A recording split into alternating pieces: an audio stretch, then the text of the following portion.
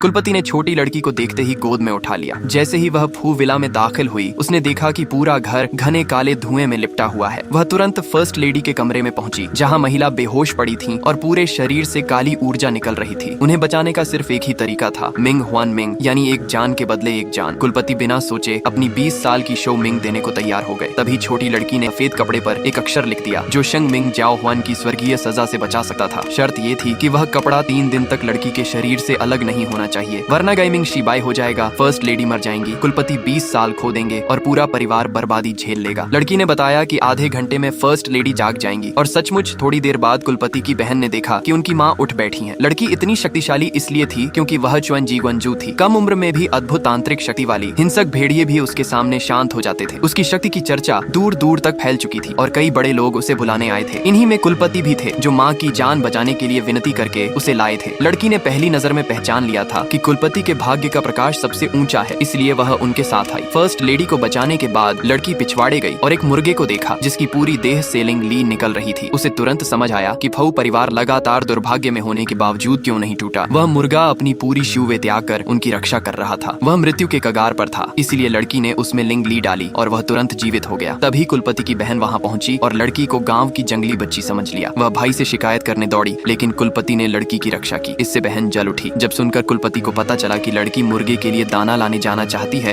तो उन्होंने स्वयं जाने की पेशकश की, जिससे बहन और भड़क गई और फर्स्ट लेडी के कान भर दिए। फर्स्ट लेडी गुस्से में लड़की को सबक सिखाने पहुंची, पर उसी समय लड़की ने पिंजरे खोल दिए थे और मुर्गियां ड्राइंग रूम में उड़ रही थीं। एक मुर्गी ने महंगे सोफे पर गंदगी कर दी और फर्स्ट लेडी भड़क उठी, बोली कि लड़की जंगली है। लड़की शांत बोली कि उसका नाम हुआंग मियाओ मियाओ है और उसके कोई माता पिता नहीं। फर्स्ट लेडी ने उसके कंधे से सफेद कपड़ा हुई छी कहकर उतारने की कोशिश की, लेकिन उसी क्षण कुलपति आ गए और बोले कि वही कपड़ा उन्हें मौत से बचा कर आया है। बात टालते हुए फर्स्ट लेडी ने स्वस्थता भोज रखने का ऐलान किया। भोज वाले दिन लड़की एक मुर्गे के साथ अलग मेज पर बैठी थी, जबकि बड़े लोग उसके सामने झुककर सलाम कर रहे थे और कुलपति खुद उसके लिए स्टेक काट रहे थे। ईर्ष्या में बहन ने राख उसकी प्लेट में डाल दी और झगड़ा शुरू हो गया। फर्स्ट लेडी ने लड़की को घर से निकालने की कोशिश की। लड़की ने चेतावनी दी कि अगर वह अभी गई तो फू परिवार पर विनाश टूट पड़ेगा। तभी आसमान गरज उठा और बिजली गिरी। फर्स्ट लेडी ने जबरदस्ती सफेद कपड़ा खींचकर फेंक दिया और वह कपड़ा तुरंत जलकर राख बन गया। बिजली फिर गिरी और फर्स्ट लेडी के होंठ फट गए और खून निकल पड़ा। सब स्तब्ध रह गए। उसी क्षण 4 बड़े परिवारों से भारी उपहार पहुंचे। 50 मिलियन का गुलाबी हीरा हार, गोल्डन सिटी की हवेली, डिज्नी पार्क और ली समूह की 25% हिस्सेदारी। फर्स्ट लेडी और बहन गर्व से भर उठी, पर ग्वानजिया ने कहा कि असली मालिक अभी रास्ते में हैं और वे बस उपहार अग्रिम में दे रहे हैं। बहन चिल्लाई कि अगर इस लड़की के कारण उसका रिश्ता टूट गया तो परिवार खत्म हो जाएगा। फर्स्ट लेडी चीखी, इस हुई छी लड़की को पकड़ लो।